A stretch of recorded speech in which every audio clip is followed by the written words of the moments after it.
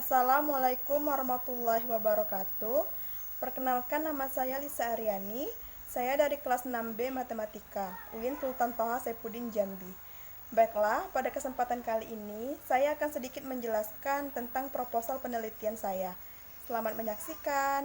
Baiklah, saya akan menjelaskan proposal penelitian saya. Kita buka dulu ya. Nah, judulnya adalah Analisis Kemampuan Pemecahan Masalah Matematis dalam Menyelesaikan Soal Barisan dan Deret Siswa Kelas 9 Sekolah Menengah Atas Negeri 7 Muaro Jambi. Nah, di sini saya membahas 3 subbab. Yang pertama itu ada pendahuluan.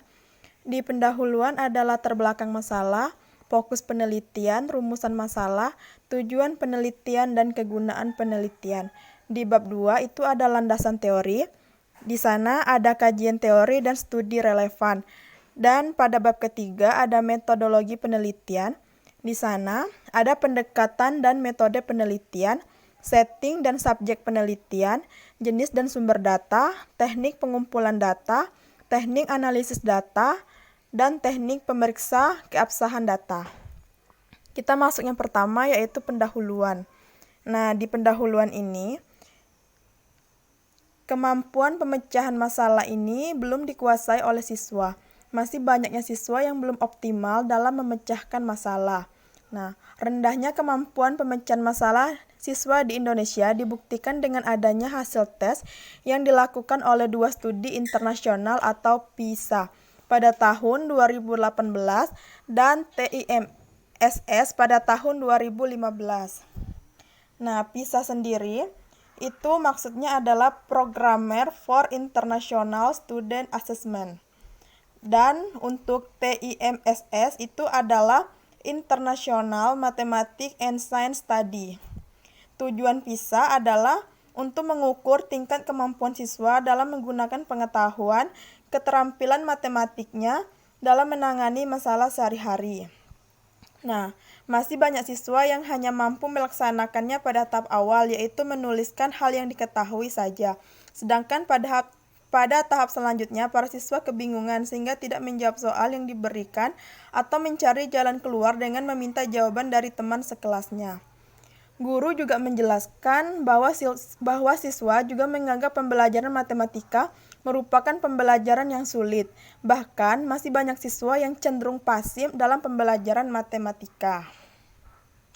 Maka dari itu, peneliti melakukan penelitian yang berjudul Analisis Kemampuan Pemecahan Masalah Matematis dalam Menyelesaikan Soal Barisan dan Deret Siswa Kelas 9 Sekolah Menengah Atas Negeri 7 Muaro Jambi.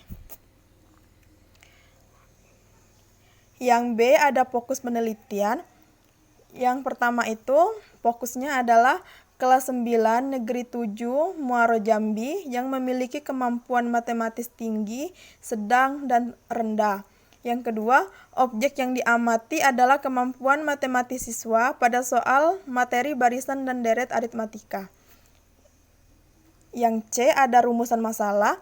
Bagaimana kemampuan pemecahan masalah matematis siswa kelas 9 SMA Negeri 7 Muaro Jambi dalam menyelesaikan soal pada materi barisan dan deret aritmatika. Tujuan dan kegunaan penelitian. Yang pertama itu ada tujuan penelitiannya untuk mengetahui bagaimana kemampuan pemecahan masalah matematis siswa dalam menyelesaikan soal barisan dan deret aritmatika. Untuk kegunaan penelitiannya itu ada 4. Yang pertama itu bagi sekolah, hasil penelitian ini diharapkan memberikan sumbangsi dalam pengembangan pembelajaran khususnya pada pelajaran matematika. Yang kedua itu bagi peneliti, dengan penelitian ini diharapkan peneliti dapat memperoleh pengalaman dan menambah wawasan sebagai calon guru. Yang ketiga itu ada bagi guru, hasil penelitian ini dapat digunakan oleh guru untuk mengetahui kemampuan pemecahan masalah siswa. Yang keempat itu bagi siswa dapat memberikan kesempatan kepada siswa untuk mengoptimalkan kemampuan pemecahan masalah siswa dan meningkatkan hasil belajar siswa. Kita masuk yang kedua, yaitu landasan teori. Di sini ada 2, kajian teori dan studi relevan. Yang A, kajian teori. Hakikat matematika. Matematika merupakan salah satu dari 6 materi ilmu.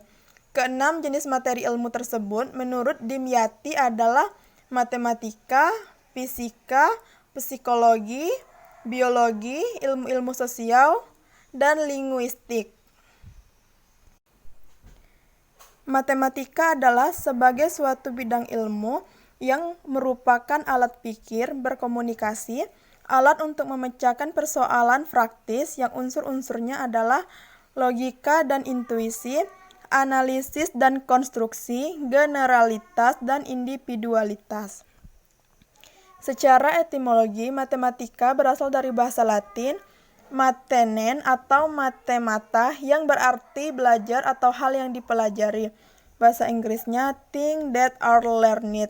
Pada hakikatnya, matematika bukanlah sekedar berhitung, melainkan merupakan bangunan pengetahuan yang telah berubah dan berkembang. Yang B, kemampuan pemecahan masalah matematika. Kemampuan adalah kecakapan atau potensi menguasai suatu keahlian yang merupakan bawaan sejak lahir atau merupakan hasil latihan maupun praktek dan digunakan untuk mengerjakan sesuatu yang diwujudkan melalui tindakannya. Sedangkan masalah sendiri itu didefinisikan sebagai suatu pernyataan tentang keadaan yang belum sesuai dengan yang diharapkan. Terdapat beberapa faktor yang mempengaruhi pemecahan masalah, yaitu yang pertama itu ada pengalaman awal, yang kedua itu ada latar belakang matematik, yang ketiga itu ada keinginan dan motivasi, yang keempat itu ada struktur masalah. Nah, pentingnya pemecahan masalah meliputi kemampuan memahami masalah, merancang model matematika, menyelesaikan model, dan menafsirkan solusi yang diperoleh. Respon siswa pada pembelajaran matematika dengan model pembelajaran generatif. Yang C, kemampuan pemecahan masalah berdasarkan langkah-langkah Folia. Terdapat berbagai ide yang berbeda dari para ahli tentang langkah-langkah menyelesaikan masalah. Salah satu tokoh yang terkenal adalah George Folia. Nah, pada tahun 1957, ia berhasil dalam menerapkan model matematika untuk memecahkan masalah menurut Folia. Dalam memecahkan masalah matematika, ada 4 langkah yang dilakukan. Yang pertama itu ada memahami masalah, yang kedua itu merencanakan strategi untuk pemecahan masalah, melaksanakan masalah, dan melihat kembali hasil yang diperoleh. Folia mengemukakan 2 macam masalah dalam matematika, yaitu masalah untuk menemukan, di mana kita mencoba untuk mengkonstruksi semua jenis objek atau informasi yang dapat digunakan untuk menyelesaikan masalah tersebut. Yang kedua itu ada masalah untuk membuktikan, di mana kita akan menunjukkan salah satu kebenaran pernyataan, yakni pernyataan itu benar atau salah. Menurut Folia sendiri, itu langkah-langkah yang perlu diperhatikan untuk pemecahan masalah adalah sebagai berikut. Yang pertama itu pemahaman terhadap masalah. Maksudnya mengerti masalah dan melihat apa yang dikehendaki. Yang kedua itu perencanaan pemecahan masalah. Maksudnya melihat bagaimana macam soal yang dihubungkan dan bagaimana ketidakjelasan dihubungkan dengan data agar memperoleh ide membuat suatu rencana pemecahan masalah. Nah, yang D itu ada barisan dan deret aritmatika. Yang pertama itu ada barisan aritmatika. Barisan aritmatika adalah suatu bilangan U1, U2, U3 sampai UN dengan selisih antara 2 suku berurutan itu selalu tetap atau sama. Selisih itulah yang disebut dengan beda, dilambangkan dengan B. Nah, rumus beda itu adalah UN dikurang 1. Bentuk umum barisan aritmatika adalah UN sama dengan A ditambah N dikurang 1B. Nah, deret aritmatika itu adalah penjumlahan dari semua anggota barisan aritmatika secara berurutan. Bentuk umum deret aritmatika itu adalah A ditambah A tambah B, A ditambah 2B, sampai dengan A ditambah N dikurang 1 dikali B. Nah, jumlah N suku pertama deret aritmatika dirumuskan sebagai berikut. Sn sama dengan N/2 dalam kurung A ditambah UN. Ini ada hasil penelitian yang relevan. Ada 3 jenis skripsi yang saya ambil yang hampir sama dengan penelitian saya. Yang pertama itu ada dari Ulia Rahmawati, analisis kemampuan siswa kelas 8 dalam menyelesaikan soal pemecahan masalah open-ended pada pembelajaran problem-based e-learning. Nah, persamaannya itu sama-sama meneliti pemecahan masalah. Kalau perbedaannya itu dalam tipe soalnya, dan penelitian ini itu terfokus pada pembelajaran based e-learning. Yang kedua itu ada Pairus Amin, analisis kemampuan pemecahan masalah siswa kelas 8 materi aljabar dengan strategi folia dalam pembelajaran berbasis masalah pendekatan saintifik. Nah, ini sama-sama meneliti pemecahan masalah dengan strategi folia.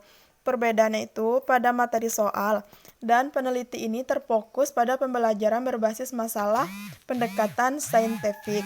Yang ketiga itu ada dari Kiki Nuh Anggraini, analisis kemampuan siswa dalam menyelesaikan masalah matematika siswa kelas 8 SMP.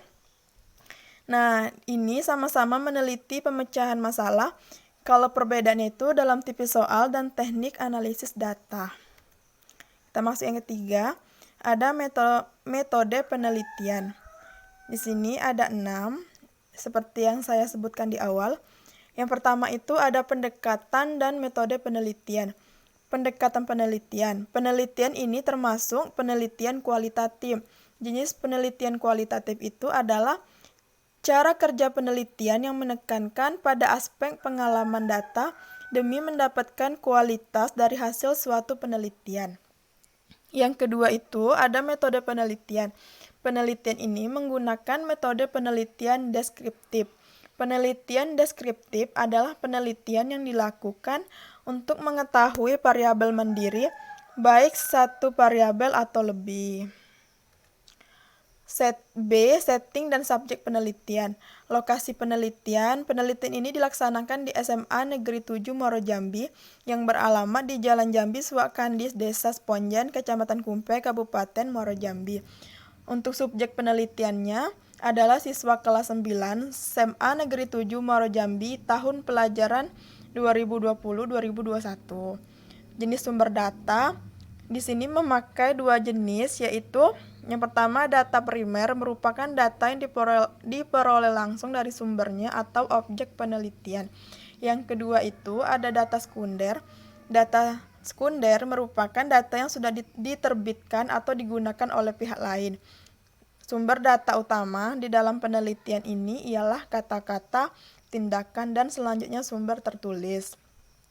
Yang D, ada teknik pengumpulan data. Di sini saya mengambil 3 teknik. Yang pertama itu tes kemampuan pemecahan masalah. Yang kedua itu ada wawancara. Dan yang ketiga itu ada dokumentasi. Yang E itu teknik analisis data. Peneliti memilih teknik analisis data dengan model Miles dan Huberman. Nah, aktivitas di dalam analisis data ini yaitu yang pertama reduksi data, yang kedua itu ada penyajian data, yang ketiga itu penarikan kesimpulan dan verifikasi data. Nah, yang terakhir itu ada teknik pemeriksaan keabsahan data. Uji keabsahan data yang digunakan dalam penelitian ini itu adalah uji kredibilitas. Uji kredibilitas atau kepercayaan terhadap data hasil penelitian kualitatif antara lain dapat dilakukan dengan yang pertama itu perpanjangan pengamatan, yang kedua itu peningkatan ketekunan, yang ketiga triangulasi, yang keempat diskusi dengan teman, yang kelima analisis kasus negatif, yang keenam itu membercek. Pada penelitian ini, peneliti menggunakan triangulasi sebagai uji kredibilitas keabsahan data. Demikianlah yang dapat saya sampaikan, lebih dan kurangnya saya mohon maaf. Semoga apa yang saya jelaskan dapat bermanfaat untuk teman-teman sekalian. Saya akhiri. Wassalamualaikum warahmatullahi wabarakatuh.